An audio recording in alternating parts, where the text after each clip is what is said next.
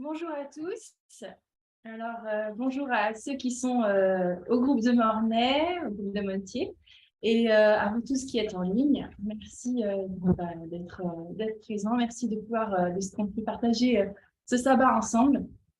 Et je ne sais pas si vous avez vu le thème de la prédication, mais en fait, je l'ai intitulé, ou elle est intitulée Création ou évolution. Et si vous l'avez vu, vous avez dû vous poser des questions et vous dire comment ça. En tant qu'adventiste, on croit en la Bible, en la Bible, on croit en la parole littérale de Dieu et en une compréhension bien littérale de la création. Alors, eh bien, cette étude va nous permettre de voir la création et l'évolution sous un autre angle, d'un point de vue spirituel. Et vous pourrez alors décider pour vous-même si vous êtes créationniste ou bien évolutionniste. En premier lieu, je vais vous lire ce que c'est que l'évolution. Et au fur et à mesure, vous verrez si vous êtes évolutionniste ou créationniste. Ces énoncés sont tous tirés d'un traité sur l'évolution, écrit par l'un des principaux fondateurs, et ils sont donc exacts pour ce qu'ils disent en tant que définition. Une des citations, l'évolution est la théorie qui présente le cours de la nature comme passage progressif de l'indéterminé au déterminé, de l'uniforme au varié, et qui admet que la cause de ce processus est immanente au monde lui-même, qui doit être transformé. L'évolution est ainsi presque synonyme de progrès.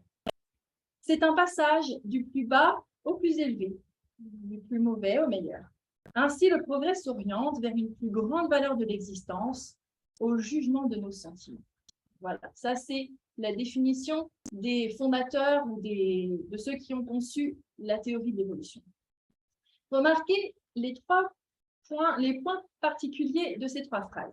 L'évolution représente le cours du monde comme un passage progressif du plus bas au plus élevé, du plus mauvais au meilleur, et admet que ce processus est immanent au monde lui-même, qui doit ainsi être transformé. Cela revient à dire que de lui-même ou en lui-même, par lui-même, le monde devient meilleur, que c'est grâce à lui qu'il s'améliore. Et ce progrès marque une plus grande valeur de l'existence au jugement de nos sentiments. Cela revient à dire, vous savez que vous êtes mieux parce que vous vous sentez mieux. Vous savez qu'il y a eu progrès parce que vous le ressentez. Vos sentiments fixent votre état. La connaissance que vous avez de vos sentiments contrôle votre progression du plus mauvais au meilleur. Mais vos sentiments ont-ils quoi que ce soit à voir avec cette progression? Si oui, quel-vous? Chacun de nous, s'il mesure ses progrès, la valeur de sa vie, d'après ses sentiments, est un évolutionniste. Peu importe qu'il soit adventiste depuis 1 an ou depuis 40 ans, il est évolutionniste. Tout son christianisme, toute sa religion n'est qu'une forme sans puissance. Comment êtes-vous arrivé du plus mauvais au meilleur? Est-ce que ça s'est passé à travers bien des hauts et des bas? Lorsqu'enfin vous êtes arrivé à pouvoir faire le bien, les bonnes œuvres qui sont de Dieu, est-ce que ça s'est passé par un long processus de hauts et de bas depuis votre conversion jusqu'à maintenant? Est-ce qu'il vous est arrivé de penser que vous aviez apparemment fait un grand progrès, que tout allait bien, et que, sans le moindre avertissement, patatras, tout est tombé? Pourtant, malgré tous ces hauts et ces bas, vous repartez pour un nouvel effort. Et c'est comme ça qu'à travers un processus long et fastidieux, vous en êtes arrivé où vous êtes aujourd'hui. En regardant en arrière, vous remarquez bien qu'il y a eu des progrès, après tout. C'est ce que vous ressentez. Est-ce que c'est ça notre expérience? Est-ce de cette manière que nous avons progressé? En d'autres termes, sommes-nous des évolutionnistes? Allez, ne nous esquivons pas. Confessons la simple vérité, car nous voulons nous détourner de l'évolutionnisme. Il y a un moyen de s'en détourner, et chacun de nous peut finir ce sabbat en chrétien. Ainsi, si lorsque j'ai décrit un évolutionniste, vous vous y retrouvez, dites-le, admettez que vous l'êtes, et ensuite, suivez le chemin que Dieu vous montrera et qui vous permettra d'en sortir. Le mieux, c'est de l'admettre, d'y renoncer et d'être un chrétien. Un autre aspect, l'évolution, en ce qui la concerne, considère la matière comme éternelle. Alors, si on admet ça, la notion de création est éliminée du domaine de l'existence auquel elle s'applique. Eh bien, si vous comptez sur vous-même pour le principe qui commanderait ce progrès qui doit s'opérer en vous, si jamais vous deviez parvenir au royaume de Dieu, si vous supposez qu'il est en vous, qu'il est immanent à votre être, que vous le mettez en œuvre, et que si vous le mettez en œuvre correctement, tout se passera bien, et que vous arriverez à avancer, que vous pouvez noter vos progrès, alors vous êtes évolutionniste. C'est ce que dit l'évolution. Il est clair que la doctrine de l'évolution est directement opposée à celle de la création. L'idée d'évolution appliquée à la formation du monde dans son ensemble s'oppose à celle de la volonté créatrice immédiate. Voilà l'évolution. C'est comme ça que la définissent ceux qui l'ont conçue, à savoir que le monde, avec tout ce qu'il contient, est apparu de lui-même, que le principe qui l'a conduit à l'état dans lequel il est maintenant, lui est immanent, donc qui est à l'intérieur de lui, et qu'il est apte à produire tout ce qui existe. C'est donc bien vrai. L'évolution s'oppose directement à la création. En ce qui concerne le monde et tout ce qu'il contient, nous ne croyons pas qu'il est apparu de lui-même. Nous savons que nous ne sommes pas évolutionnistes à cet égard, car nous croyons que Dieu a créé toutes choses. Et si je vous posais la question, chacun de vous dirait qu'il croit que Dieu a créé toutes choses, le monde et tout ce qu'il contient. L'évolution n'admet pas cela. Elle n'a pas de place pour la création. Pourtant, il y a un autre aspect de l'évolution qui n'est pas totalement opposé à la création. Et c'est l'évolution déiste. Je ne sais pas si vous en avez entendu parler, mais je pense que oui. Cela veut dire que Dieu est à l'origine de toute chose, donc qu'il est à l'origine de l'évolution, entre guillemets, à un moment quelconque. Et puis, à partir de ce moment-là, eh bien, le monde a évolué, le monde a continué son activité, le monde a grandi, mais tout cela en par lui-même, sans que Dieu ait fait quoi que ce soit. Ceux qui ont conçu l'évolution étaient des hommes sans foi, des incroyants. Pour l'évolution déiste, eh bien, ce sont des personnes faisant profession de christianisme qui l'ont conçu. En réalité, ils n'avaient pas de relation profonde avec la parole de Dieu. Ils ne la connaissaient pas réellement. Ils ont été séduits par cette nouvelle théorie, cette nouvelle science, et ils ne voulaient quand même pas se passer de Dieu. Donc, ils se sont dit, ah, voilà, en fait, Dieu est à la base de tout, mais après, c'est le monde qui se fait par lui-même. Ils ont imaginé une sorte d'évolution qui incluait un créateur. Mais les véritables évolutionnistes déclarent nettement que ce n'est qu'une phase de transition de l'hypothèse créationniste à l'hypothèse évolutionniste. Il ne s'agit que d'évolution, parce qu'il n'y a pas de milieu, il n'y a pas de centre entre la création et l'évolution. Malheureusement, il y en a un bon nombre, même parmi les croyants, qui croient que nous avons besoin de Dieu pour pardonner nos péchés et nous mettre sur le bon chemin, mais qu'après, nous devons travailler à notre salut avec crainte et tremblement. Et c'est vrai, ils craignent et ils tremblent sans cesse, mais ils n'opèrent aucun salut parce qu'ils n'ont pas Dieu qui produit sans cesse en eux le vouloir et le faire selon son bon plaisir. Alors, je voudrais vous inviter à lire Hébreux 11, verset 3. Hébreux, au chapitre 11 et au verset 3. Il est dit, c'est par la foi que nous reconnaissons que l'univers a été formé par la parole de Dieu, en sorte que ce qu'on voit n'a pas été fait de choses visibles.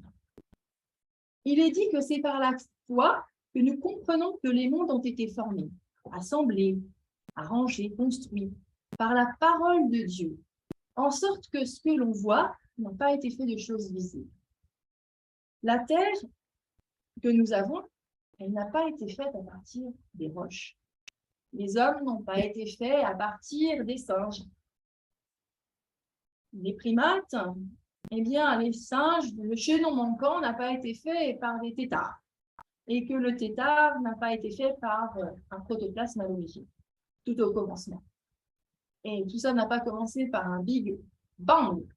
Non. Le monde a été formé par la parole de Dieu en sorte que ce que l'on voit n'a pas été fait de choses visibles. Et pourquoi les choses que l'on voit n'ont-elles pas été faites de choses visibles? Tout simplement parce que les choses n'étaient pas visibles. La raison pour laquelle ces choses n'étaient pas visibles, c'est parce qu'elles n'existaient pas du tout. Le monde a été formé par la parole de Dieu. Et la parole de Dieu est de cette nature. Elle possède cette propriété que lorsque la parole est dite, non seulement elle fait exister la chose, mais elle fait exister aussi le matériau qui la compose. Alors, je pense que vous connaissez tous cet autre texte qui est dans Psaume, Psaume au chapitre 33 et les versets 6 à 9.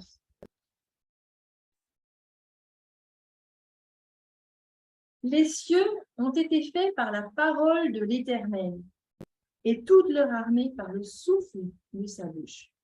Il amoncelle en un tas les eaux de la mer, il met dans des réservoirs les abîmes.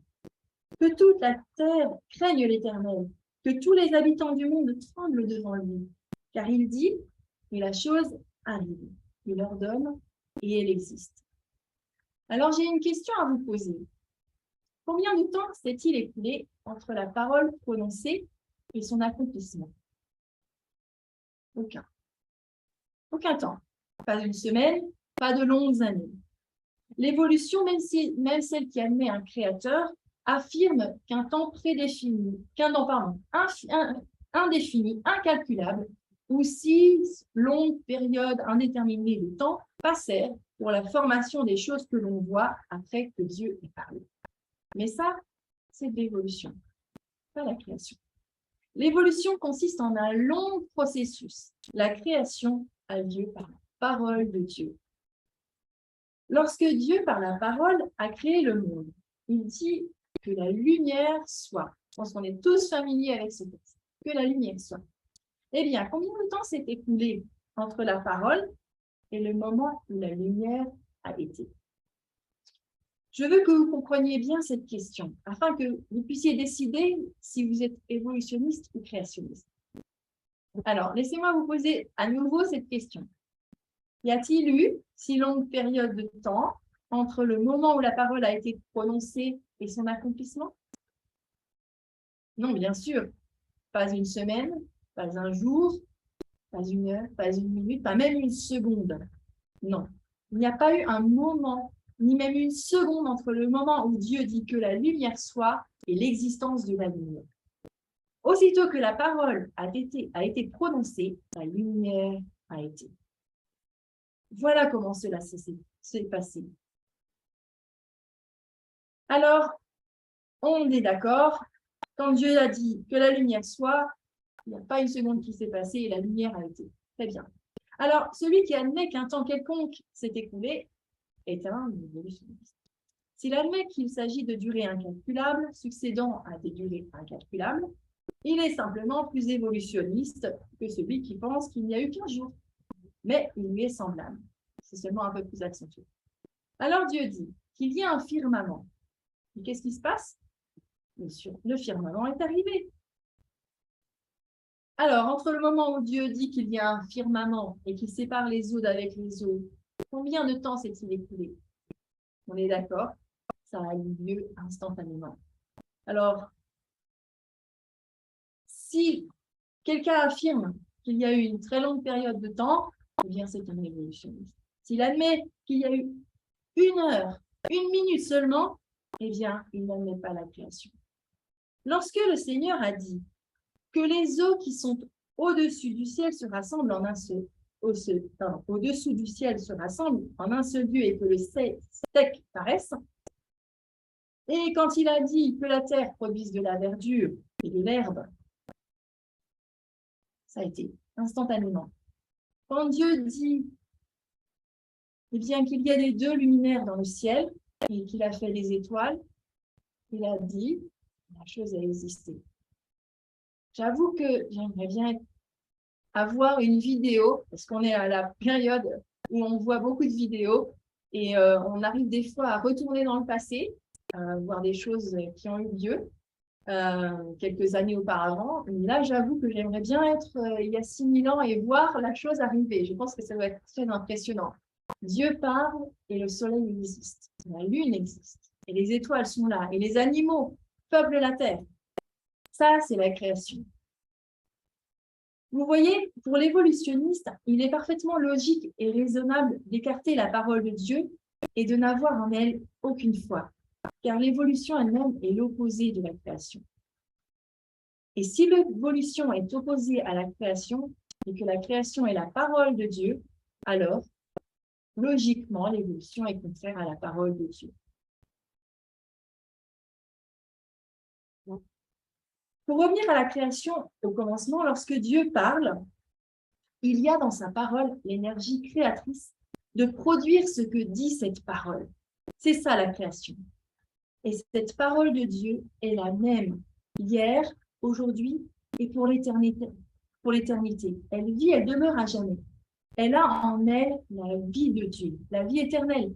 C'est pourquoi elle est la parole de Dieu, car à jamais, elle possède en elle l'énergie créatrice. Quand Jésus était sur la terre, il a dit « Les paroles que je vous ai dites sont esprit et vie ». Les paroles de Jésus sont la parole de Dieu. Elles sont imprégnées de la vie de Dieu. Elles sont vie éternelle. Elles subsistent à jamais. Et en elles, est l'énergie créatrice pour produire ce qu'elles disent. C'est bien illustré par bien des épisodes de la vie de Jésus. On va en voir quelques-unes. Dans Matthieu 8, versets 5 à 8, eh bien, Jésus vient de terminer le sermon sur la montagne. Il redescend. Et au chapitre 8, donc Matthieu chapitre 8, il rencontre un centenier. Comme Jésus entrait dans Capernaum, un centenier l'aborda, le priant et disant « Seigneur, mon serviteur est couché à la maison, atteint de paralysie et souffrant beaucoup. » Jésus lui dit « J'irai, je le guérirai. » Et le centenier répondit « Seigneur, je ne suis pas digne que tu entres sous mon toit, mais dis seulement un mot et mon serviteur sera guéri. » Et que dit Jésus au verset 10 ? « Même en Israël, je n'ai pas trouvé une aussi grande foi. » Le peuple d'Israël avait la Bible. Il connaissait la parole de Dieu. Il se flattait d'être le peuple du livre. Le peuple de Dieu. Il lisait la parole et il prêchait dans les synagogues. Et il prêchait même ce texte qui disait « Mes paroles », entre guillemets les paroles de Dieu, « Mes paroles accompliront ce qui me plaît. » Donc le peuple d'Israël disait en lisant cela, c'est très bien, il faut le faire, nous en comprenons la nécessité et nous le ferons. Nous accomplirons ce qu'elle a dit. Mais quel est le problème ? Dieu dit, mes paroles accompliront ce qui me plaît, et le peuple d'Israël disait, nous accomplirons les paroles que tu as dites. Il y a un petit problème. Ils faisaient de leur mieux pour accomplir la parole de Dieu. Et cela a pris beaucoup de temps. Beaucoup de temps. Si longtemps même que les Israélites n'en vinrent jamais à bout. La parole de Dieu disait, elle accomplira ce qui me plaît. Et c'est de la puissance créatrice que cela a été dit. Les Israélites faisaient profession de connaître, de même reconnaître l'énergie créatrice de la parole de Dieu. Seulement, dans leur propre vie, ils l'oubliaient et ils disaient, nous la ferons. Ils cherchaient en eux le processus qui les conduirait au point où cette parole et eux-mêmes s'accorderaient. Alors, qu'était-il si on se rappelle ce qui a été dit un petit peu de temps auparavant? Eh bien, n'ayons pas peur de le dire. Ils étaient évolutionnistes. C'est ce qu'ils étaient. Et c'est aussi ce que nous sommes, beaucoup d'entre nous. Leur ligne de conduite était opposée à la création. Il n'y avait en eux aucune création. Ils n'étaient pas devenus des créatures nouvelles. Aucune vie nouvelle n'a été formée en eux. Rien ne fut accompli par la puissance de Dieu. Tout ce qu'ils avaient ne venait que d'eux-mêmes. Et ils étaient si loin de croire à la création qu'ils rejetèrent le Créateur lorsqu'ils le virent et ils s'en débarrassèrent en le crucifiant. Voilà ce que l'évolution fait. Car ne l'oubliez pas, l'évolution est directement opposée à la création. Parce que nous aussi, dans nos vies, on n'a pas tendance à crucifier le Créateur quand on le voit. Quand il dit, on dit oui, oui, et on va essayer de le faire. Mais comme on n'y arrive pas, et bien en fait, on crucifie notre Seigneur. Ces gens que Jésus avait sous les yeux lorsqu'il fit cette déclaration sur la foi en Israël, eh bien, c'était ceux-là. Et il y avait là un homme qui était romain, c'est un centenier. Il avait grandi au milieu de cette population juive et il voyait qu'il ne prenait pas en compte les enseignements de Jésus. Ce centenier s'était trouvé dans les parages quand Jésus était là. Il l'avait vu parler, il avait entendu ses paroles et il avait constaté les faits. Alors il s'est dit, quoi que dit cet homme, cela est. S'il parle, ça existe, ça se fait. Quand il dit une chose, elle est faite. Alors, je vais en profiter. Alors il alla trouver Jésus. Oh, c'était pas pour lui-même, c'était pour son serviteur. Il avait certainement une grande affection pour son serviteur. Et quand Jésus savait parfaitement ce que l'homme avait à l'esprit, et il répondit, c'est bon, j'irai et je guérirai ton serviteur. Et que répond le centenier? Il dit, non, non, non, non, tu n'as pas besoin de venir. Cet homme mettait Jésus à l'épreuve pour voir s'il y avait ou non un pouvoir dans sa parole.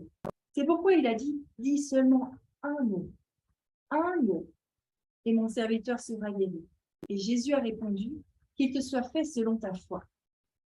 Et son serviteur fut guéri. Lorsque Jésus prononça ces paroles, combien de temps s'écoula-t-il avant que l'homme soit guéri? 20 ans? 10 ans? Est-ce qu'il lui a fallu passer par des hauts et des bas avant d'être tout à fait guéri? Non, bien sûr. Lorsque la parole fut prononcée, elle a fait ce qu'elle a dit et elle l'a fait immédiatement. Un autre jour, alors que Jésus marchait, un lépreux l'aperçut de loin et il le reconnut. Lui aussi, il avait saisi la bienheureuse vérité de l'énergie créatrice de la parole de Dieu. Et on peut le voir dans Marc 1, versets 41 et 42. Marc 1, versets 41 et 42. Jésus, ému de compassion, étendit la main, le toucha et lui dit, je le veux, sois pur. Et aussitôt, quel est le mot? Aussitôt, la lèpre le quitta et il fut purifié. C'est juste merveilleux quand on se rend compte de ça. Que quand Dieu parle, quand Jésus parle, instantanément, la chose existe. Ainsi, vous voyez qu'au commencement de la création, la parole de Dieu possédait en elle-même l'énergie créatrice pour produire ce que la parole disait. Vous voyez que lorsque Jésus vint dans le monde pour enseigner aux hommes le chemin du salut, les sauver de leurs péchés, il montra à de nombreuses reprises, ici, là et partout, à tous et pour toujours, que cette parole de Dieu a toujours en elle-même la même énergie créatrice. De sorte que lorsque cette parole est dite, l'énergie est là pour produire la chose. Alors, êtes-vous évolutionniste ou créationniste? Cette parole s'adresse à vous, elle s'adresse à moi. Nous l'avons lue. Nous faisons profession d'y croire. Nous croyons à la création. Eh bien, voulons-nous croire à la création contrairement à nous-mêmes? Allons-nous aujourd'hui adopter ce programme et ne pas permettre que quoi que ce soit nous sépare de l'énergie créatrice de cette parole? Jésus a dit une fois à quelqu'un, il l'a dit même plusieurs fois, lorsqu'il était sur la terre, tes péchés sont pardonnés. Combien de temps? Combien de temps a-t-il eu lieu entre la parole le fait que Dieu ait dit, Jésus ait dit, tu es pardonné, et la réalisation. Eh bien, ces mêmes paroles, tes péchés sont pardonnés, nous est adressées aujourd'hui. Pourquoi laissons-nous passer du temps entre cette parole qui nous est adressée et son accomplissement? Nous avons dit tout à l'heure que quiconque laisse passer une minute ou même une seconde entre la parole que prononce Dieu et sa réalisation est un évolutionniste. Alors, pourquoi donc, s'il nous pardonne, laissons-nous passer des journées entières avant que ce pardon ne nous atteigne, avant qu'il soit vrai pour nous? Que sommes-nous donc? Que suis-je? Allons, cessons d'être évolutionnistes pour devenir créationnistes. C'est un moment où nous devons trancher ce problème d'une manière ou d'une autre. C'est quelque chose qui est en nous, je pense. On croit la parole de Dieu, ou du moins, je parle pour moi, je dis la croire, je dis croire que quand Dieu parle, la chose existe. Et je crois, quand je lis les évangiles, que quand Jésus dit à un homme « je le veux, sois pur », il est instantanément pur. Et quand je lui parle à mon Dieu et que je lui demande le pardon des péchés, eh bien, au fond de moi, je ne crois pas. Je ne crois pas qu'il peut le faire instantanément. Oh, je crois qu'il peut le faire, mais je ne crois pas que c'est valable pour moi, parce que je suis pas à la hauteur, parce que je suis pas assez bonne, parce que voilà.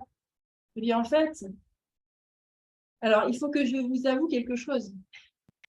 Ce texte, ce sermon, ce message n'est pas de moi. Vous l'avez deviné, je pense. Il n'est pas de moi. Il est d'un prédicateur de l'Évangile qui est très connu dans le milieu adventiste, qui s'appelle A.T. Jones. Il l'a écrit il y a plus d'un siècle. C'est un sermon qu'il a prêché il y a plus d'un siècle. Et quand j'ai lu ça, ça m'a fait une claque. En fait, j'ai été bouleversée parce que je me rends compte que j'ai beau croire que je suis créationniste, et j'ai beau le dire à tous ceux qui m'entourent, eh bien, au fond de moi, là où je le dis à personne, dans un petit coin secret, je suis évolutionniste. Et ça, je veux que ce soit terminé. Et je pense que tous parmi nous, nous voulons que ce soit terminé. Nous voulons être créationnistes, croire que quand Dieu dit « tu es pardonné », eh bien, nous sommes pardonnés. Sinon, nous faisons Dieu menteur. Si nous restons évolutionnistes, nous sommes en danger. C'est une question de vie ou de mort. Si l'évolution est infidélité, et c'est le cas, si nous demeurons évolutionnistes, quelle est notre position? Qu'avons-nous choisi? Si nous restons sans le pardon de nos péchés, nous sommes évolutionnistes, car nous laissons un intervalle de temps s'écouler entre la parole et son accomplissement. La parole de Dieu qui s'adresse à nous dans Marc 2, au verset 5, « Mais mon enfant, tes péchés sont pardonnés », eh bien, ces paroles, elles sont pour nous aujourd'hui.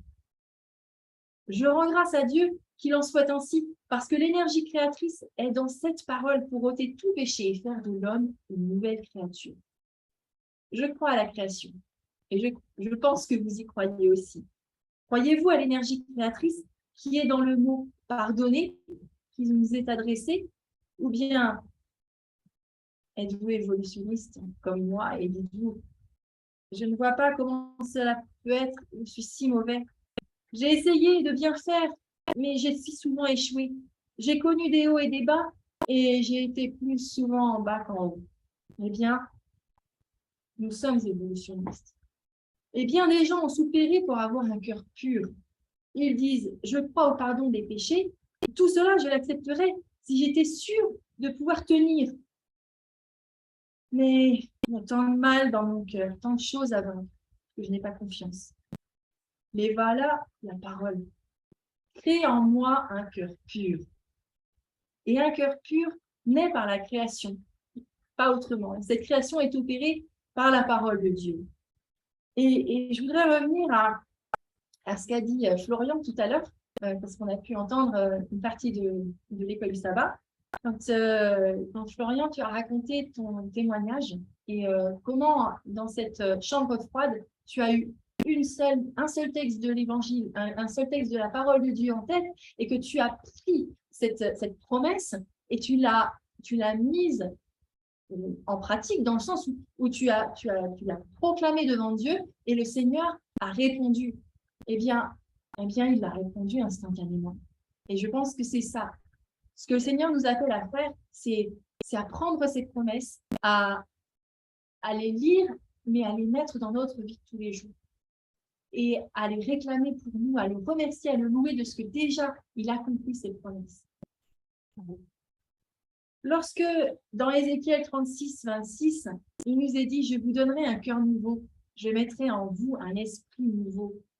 Croyons-nous cette parole? Allons-nous garder un cœur mauvais ou allons-nous avoir un cœur nouveau, créé par la parole de Dieu qui possède en elle-même l'énergie créatrice pour produire un cœur nouveau? Si Dieu nous le dit, c'est que c'est vrai. Il y en a qui vont dire « Oui, je le veux, je sais que je vais l'obtenir. Je crois que cette parole va s'accomplir. » Mais ils vont laisser passer du temps, des années. Pourtant, le problème peut être résolu en proclamant « Je sais que Jésus est ma part à jamais ». Le pouvoir de produire cela est dans la parole de Dieu. Et quand on l'accepte, eh bien, cette énergie créatrice est là pour produire ce qu'elle a dit. La foi, c'est croire que Dieu peut faire ce qu'il a promis. Ainsi, on peut résoudre toute la question du mystère de la foi et de la piété en proclamant que nous savons que Christ est notre part à jamais. La parole nous dit d'être pur. Jadis, il a dit que la lumière soit et la lumière fut. Il a dit aux lépreux, sois pur, et instantanément, il a été purifié.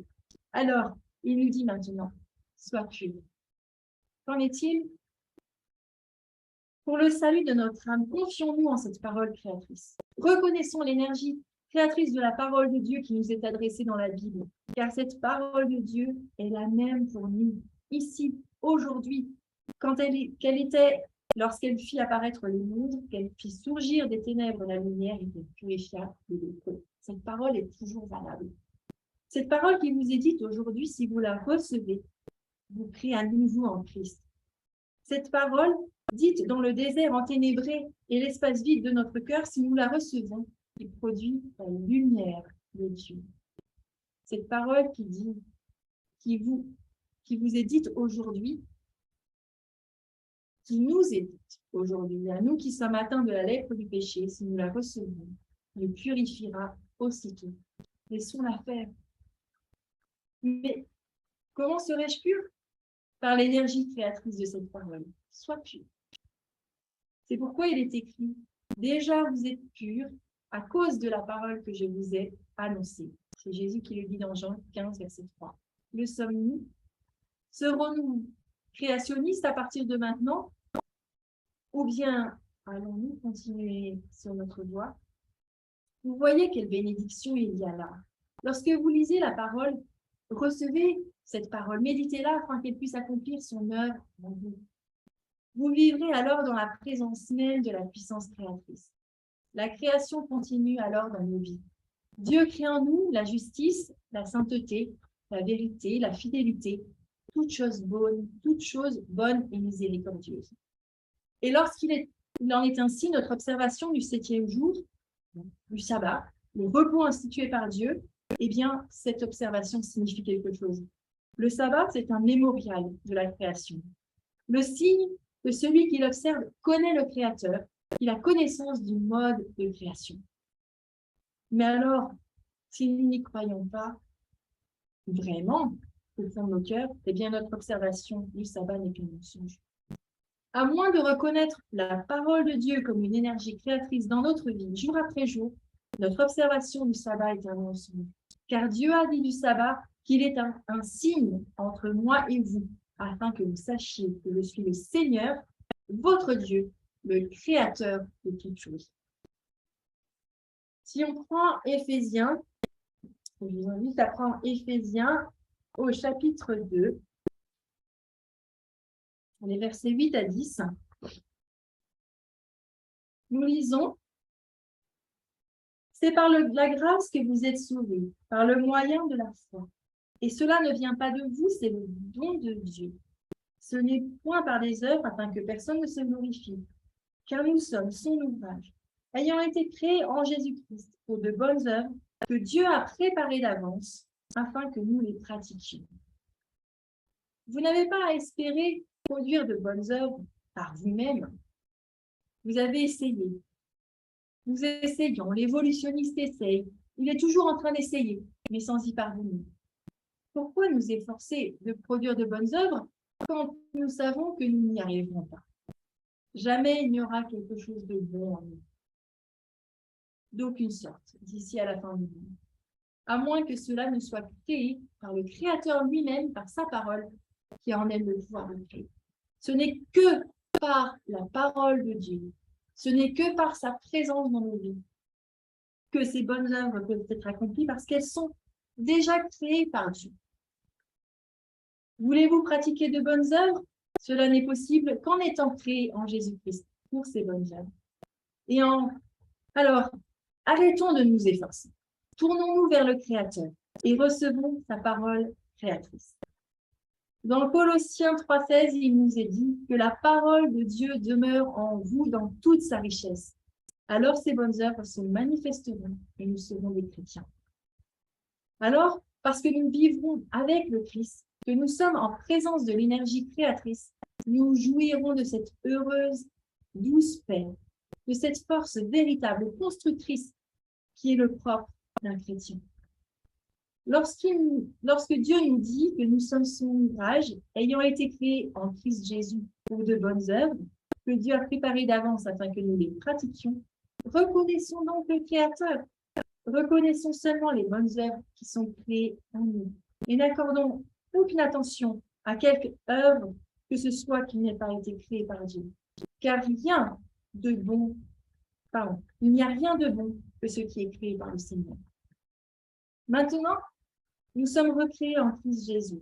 C'est lui qui le dit. Remercions-le qu'il en soit ainsi. Quoi? Seriez-vous évolutionniste encore sur ce verset? Il le dit au présent. Nous sommes son ouvrage. Nous sommes créés en Christ Jésus pour de bonnes œuvres. Le sommes-nous? La parole est prononcée. C'est la parole créatrice. Alors, soyons donc créationnistes et n'en parlons plus. Soyons de vrais observateurs du sabbat. Croyons le Seigneur. Il dit pardon. Il dit qu'elle pure. Il dit sainteté. Et il l'a créé. Laissons-le la créer en nous. Cessons d'être évolutionnistes et laissons cette parole créatrice accomplir en nous ce que la parole dit. Alors, Dieu peut nous rendre prêts à le rencontrer dès maintenant. En vérité, en cela même, nous le rencontrons déjà maintenant. Et quand on l'a ainsi rencontré et qu'on le rencontre chaque jour, ne sommes-nous pas prêts à le rencontrer? Vous croyez que lorsque Jésus parla, quand il fit les mondes, eh bien, et que quand il dit que la lumière soit, eh bien, la lumière fut, que lépreux fut immédiatement purifié lorsqu'il le dit. Pourquoi? Pourquoi ne le croyons-nous pas pour nous-mêmes aussi? Vous et moi, nous avons invité des hommes et des femmes au repas. À tous, nous devons dire, venez, car maintenant, tout est déjà prêt. Comment puis-je crier à quelqu'un que tout est préparé, alors que moi-même, je ne suis pas prête? Mes paroles ne l'atteindront pas. Elles ne sont qu'un bruit, dénué de sens. Mais il y a dans cet appel l'énergie créatrice de la parole qui nous a rendus prêts, qui nous a purifiés du péché, qui nous a créés pour de bonnes œuvres, qui nous maintient alors que nous sortirons et dirons au monde qui est dans l'iniquité, venez, car tout est déjà prêt. Ils entendront. Ils entendront dans cet appel le son de la voix du bon berger. Ils seront encouragés à aller vers lui, à chercher par eux-mêmes cette énergie créatrice, à devenir des créatures nouvelles, à être préparés pour le repas auquel ils ont été invités. Et le Seigneur peut utiliser et veut utiliser chacun de nous. Nous sommes des instruments dans sa main. Et c'est le Seigneur qui désire faire en nous. Ne soyons plus évolutionnistes. Ne laissons pas passer un instant entre la parole de Dieu qui s'adresse à nous et son accomplissement dans nos vies. Ainsi, vivant en présence de la création, marchant en présence du Créateur, soutenu par la puissance créatrice de Dieu, inspiré par son énergie créatrice, avec un tel peuple, Dieu peut changer le monde en peu de temps. Alors, si au début, vous avez pensé que c'était un drôle de sujet, vous voyez maintenant que c'est une vérité actuelle. Il n'y a que ces deux voies. Il n'y a pas de solution intermédiaire. Tout homme, toute femme dans ce monde est soit créationniste, soit évolutionniste. L'évolution, c'est une infidélité, elle est mortelle. La création, elle est chrétienne. Elle suit la vie de Christ, elle est vie. Choisissons la création, le christianisme, la vie, et nous vivrons. Soyons de purs créationnistes et créationnistes pour toujours. Amen.